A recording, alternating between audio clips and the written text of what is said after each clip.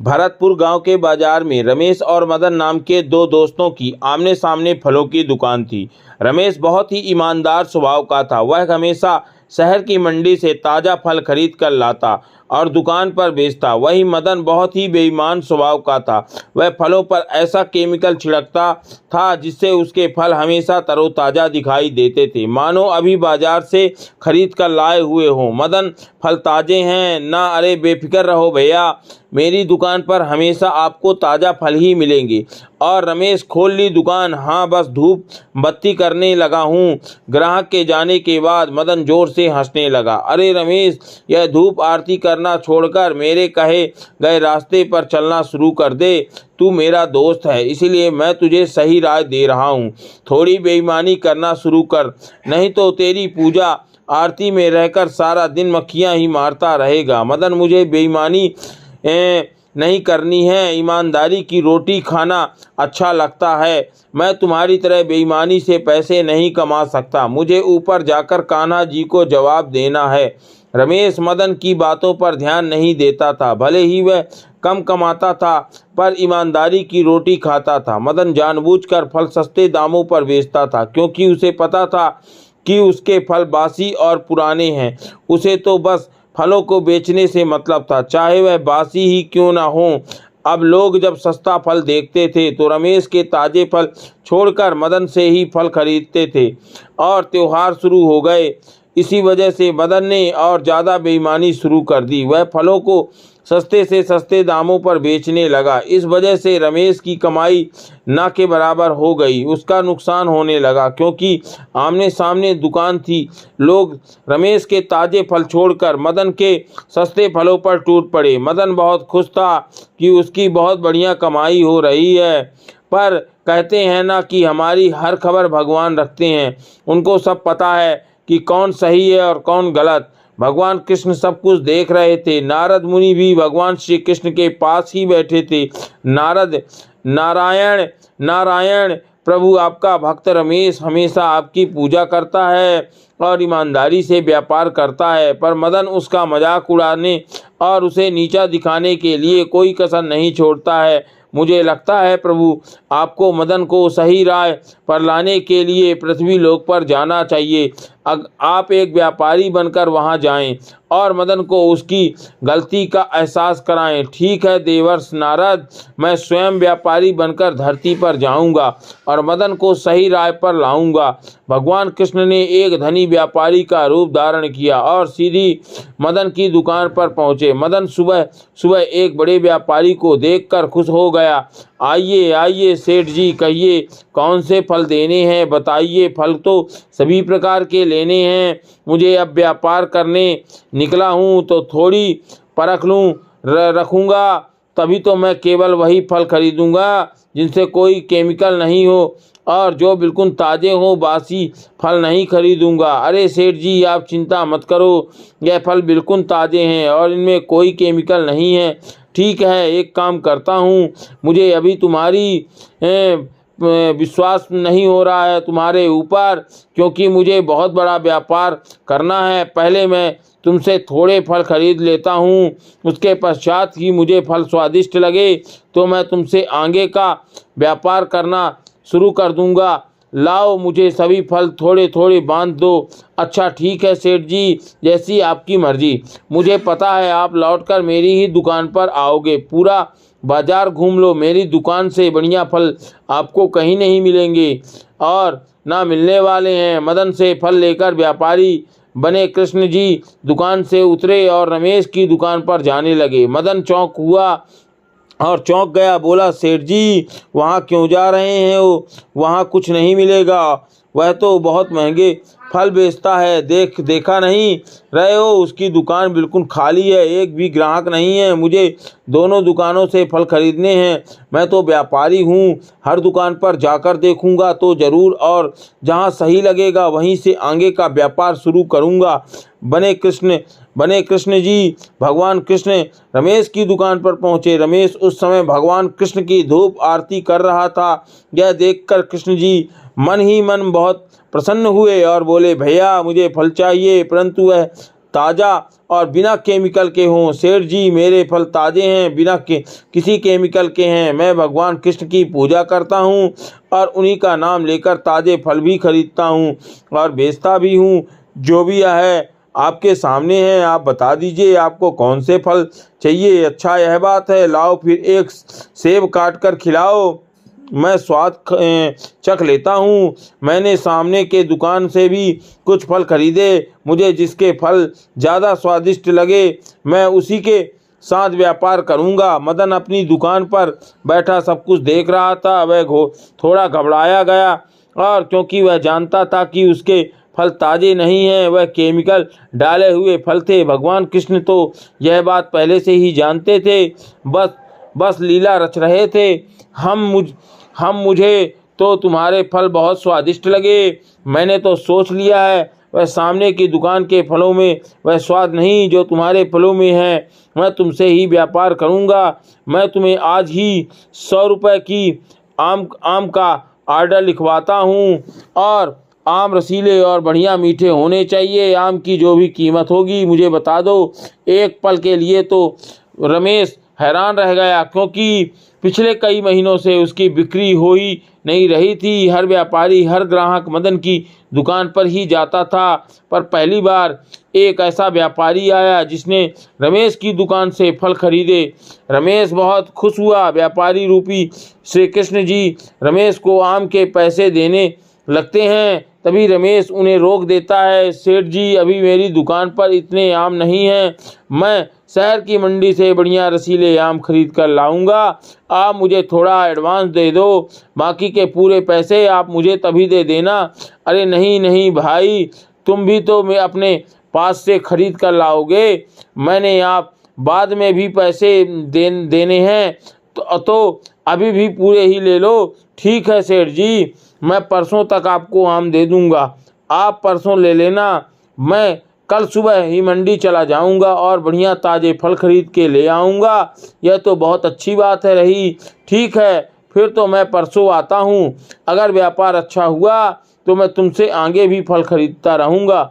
व्यापारी बने भगवान श्री कृष्ण ने रमेश को बड़ा ऑर्डर दिया। इससे रमेश की खुशी का ठिकाना नहीं था, पर मदन की रसिया बढ़ गई। वह सोचने लगा कि रमेश की दुकान पर तो एक भी फल कोई खरीदने नहीं आता था, अब रमेश को इतना बड़ा ऑर्डर मिला है तो इतना बड़ा व्यापारी हाथ से चला गया। मैं ऐसे नहीं होने दूंगा, मैं रमेश का कारोबार नहीं बढ़ने दूंगा, मैं इस व्यापारी को छीन लूँगा। मुझे आज रात की दुकान में घुसकर सारे आम खराब करने होंगे ताकि उसका नुकसान हो और व्यापारी एडवांस के पैसे भी वापस मांग ले और उससे आगे का व्यापार भी न करे।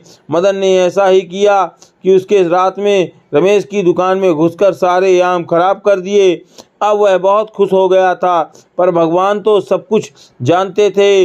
रमेश बहुत दुखी था। व्यापारी के रूप में एक बार फिर से भगवान उसके पास आए और बोले, रमेश, इन सब में तुम्हारा कोई दोष नहीं है, मैं तुमसे अभी भी व्यापार करूँगा। यह लो, यह उन आमों के पैसे जो खराब हुए हैं और बाकी के यह और पैसे रखो, मेरे लिए आम खरीद कर ले आना, मैं कल ज़रूर आऊँगा। आपका बहुत बहुत धन्यवाद सेठ जी, आप तो मेरे लिए साक्षात भगवान के रूप में आए हो।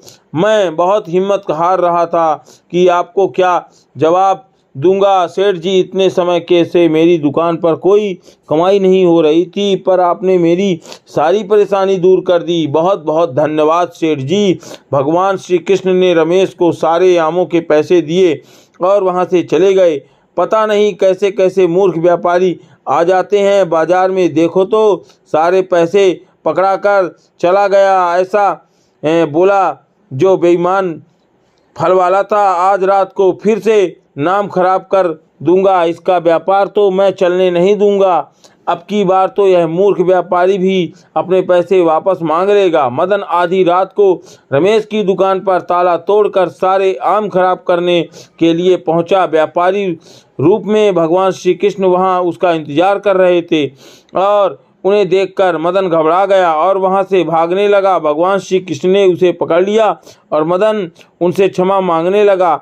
मैं जानता था यह सब तुम ही कर रहे हो, इसीलिए मैं तुम्हारा ही इंतजार कर रहा था। कहो तो पुलिस को पकड़वा दूं, बोलो तो फिर सारी उम्र जेल में सजा काटना। मैं जानता हूं कि तुम केमिकल छिड़क कर फल बेचते हो। मैं सारी बात पुलिस को बता दूंगा। तुमसे ही रमेश की दुकान तोड़कर सारे आम खराब किए। मैं बोलूँगा तो बता दूंगा तो नहीं। सर जी, सेठ जी, मुझे माफ़ कर दो। मैं अब ऐसा कुछ नहीं करूंगा। मैं अपनी गलतियों को सुधार रहा हूं। मैं वादा करता हूं कि आगे से ईमानदारी से व्यापार करूंगा। सेठ जी, मुझे माफ़ कर दो। ठीक है, अगर मुझे ज़रा भी पता चला कि तुमने फिर से बेईमानी की है या फिर कोई धोखाधड़ी से व्यापार किया है तो मैं तुरंत तुम्हारी खबर लूँगा।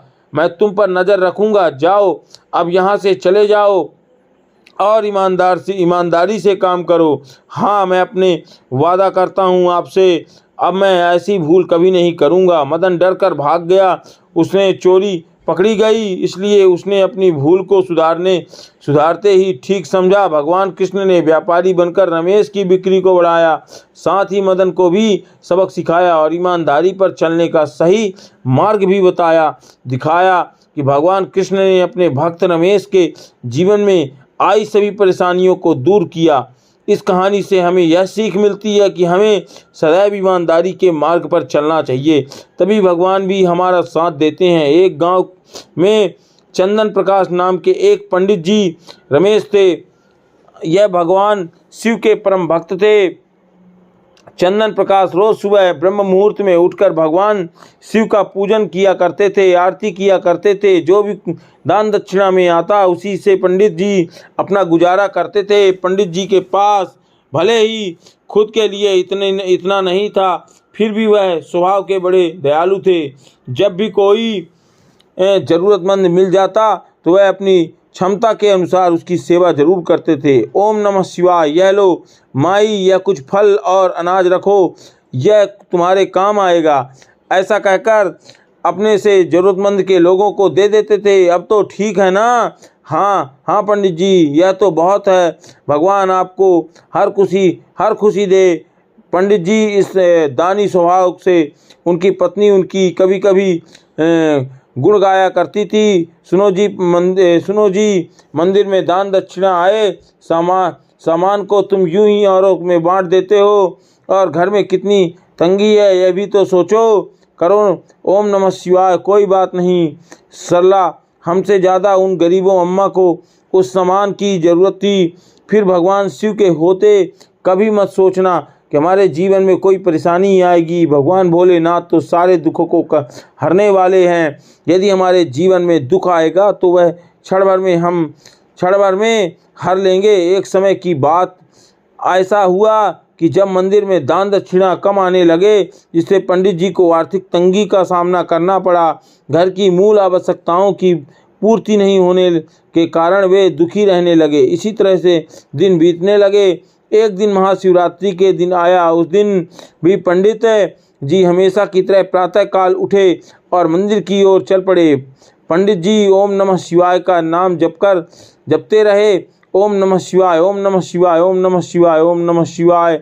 संयोग से देवी पार्वती और भगवान शिव इसी रास्ते से भ्रमण कर रहे थे। देवी पार्वती जी ने पंडित जी को देखा कि वे भगवान शिव से बोली, प्रभु पंडित जी आपकी कितनी पूजा और सेवा करते हैं, ये आज भी इनके चेहरे पर शिवरात्रि के शुभ अवसर पर इतनी परेशानियां होने के बाद भी एक उत्साह है। यह सदैव गरीबों की भी मदद करते हैं। वह स्वयं जीविकापार्जन के लिए बहुत कम कमा पाते हैं और फिर भी उनकी आपके प्रति आस्था कम नहीं है होती। आज महाशिवरात्रि का पावन उत्सव है, आप अपने भक्तों की सहायता कीजिए प्रभु। भगवान शिव कहते हैं, देवी पार्वती अपने भक्तों की चिंता मुझे सदैव रहती है, और वे भक्त जो सदैव गरीब हैं और ज़रूरतमंद की सहायता के लिए तत्पर रहते हैं, ऐसे भक्तों के लिए मैं सदैव उपस्थित रहता हूँ। आप निश्चित रहिए, आज पंडित जी मेरे शिवलिंग पर जितने बेलपत्र भी चढ़ाएंगे, वही बेलपत्र आज रात्रि में पंडित जी को धनवान बना देंगे। यह बातचीत करके पार्वती जी और शिव जी तो चल दिए, किंतु उसी समय यह राह से एक व्यापारी गुजर रहा था। उसके शिव पार्वती का यह वार्तालाप सुन लिया। अगर चढ़ाए हुए बेलपत्र से वह पंडित जी धनवान हो सकता है तो फिर मैं क्यों नहीं हो सकता।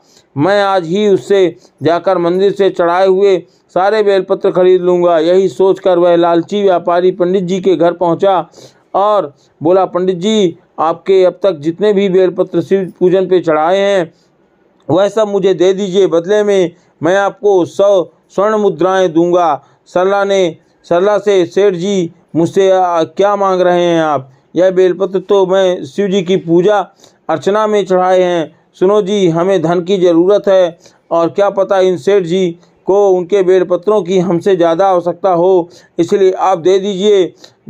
इसके पश्चात पंडित जी ने सारे बेलपत्र बोरे में भरकर व्यापारी को दे दिए। व्यापारी बोला, लेकर मंदिर पहुँचो और शिवलिंग पर चढ़ाकर देखने लगा। शिव, अब जल्दी से वह कृपा मुझ पर कर दो जो आप पंडित जी पर करने वाले थे। देखो, मैं सारे बेलपत्र ले आया हूँ। हो सकता है भगवान शिव थोड़ी देर में मुझ पर कृपा करें। यहीं बैठकर प्रतीक्षा करता रहा। प्रतीक्षा करते करते सेठ जी को आधी रात हो गई। सेठ जी चमत्कार देखने के लिए बहुत उतावले हो रहे थे। आखिर तीसरा पहर गुजरने के बाद सेठ जी के सब्र का बांध टूट गया और क्रोध में आकर सेठ जी शिवलिंग पर झंझको लगे। सेठ के हाथ शिवलिंग से ही चिपके रह गए। सेठ ने बहुत प्रयास किया किंतु उसके हाथ हिले तक नहीं। थक हार कर शिव जी से क्षमा याचना करने लगा। शिव जी, यह क्या हो गया? मेरे हाथ इस शिवलिंग से हट क्यों नहीं रहे हैं? तभी शिवलिंग से आवाज़ आई, अरे लोभी सेठ जी, पंडित जी से तुमने यह बेलपत्र खरीदे हैं, उसे तुम 1000 स्वर्ण मुद्राएं दोगे। यदि तुम इसे स्वीकार करते हो तभी तुम्हारे हाथ इस शिवलिंग से अलग होंगे। हाँ प्रभु, मैं उसे 1000 स्वर्ण मुद्राएं अवश्य दूंगा। मुझे क्षमा कर दीजिए प्रभु, मैं आगे से कभी लालच नहीं करूंगा। सदैव निष्काम निस्वार्थ भावना से दूसरों की मदद करूंगा। भगवान भोलेनाथ ने व्यापारी को क्षमा कर दिया और उसके हाथ शिवलिंग से अलग हो गए। उसके पश्चात उस व्यापारी ने पंडित जी को भेंट स्वरूप 1000 स्वर्ण मुद्राएं दी। शिव जी का कथन सत्य हुआ। पंडित जी के जीवन के सारे दुख दूर हो गए और सच में जो भी प्राणी सच्चे हृदय से भगवान शिव को याद करता है, शिवलिंग का व्रत रखता है, भगवान शिव उसके जीवन के सारे दुख हर लेते हैं और सदैव उसकी कृपा बनी रहती है। प्रिय दोस्तों, कमेंट में हर हर महादेव लिखना ना भूलें और इस वीडियो को बस 3 लोगों को शेयर करें। अवश्य आपके मन की सभी इच्छाएं पूर्ण होंगी और साथ ही इस चैनल को लाइक कर दें, सब्सक्राइब कर दें और जो भी मुझसे बोलने में त्रुटि हुई हो उसे मैं आपसे क्षमा प्रार्थी हूँ और हम सभी एक साथ मिलकर ज्ञान की प्राप्ति करेंगे और इस जीवन को सार्थक बनाएंगे। और आज की वीडियो यहीं तक और आपको तहे दिल से धन्यवाद।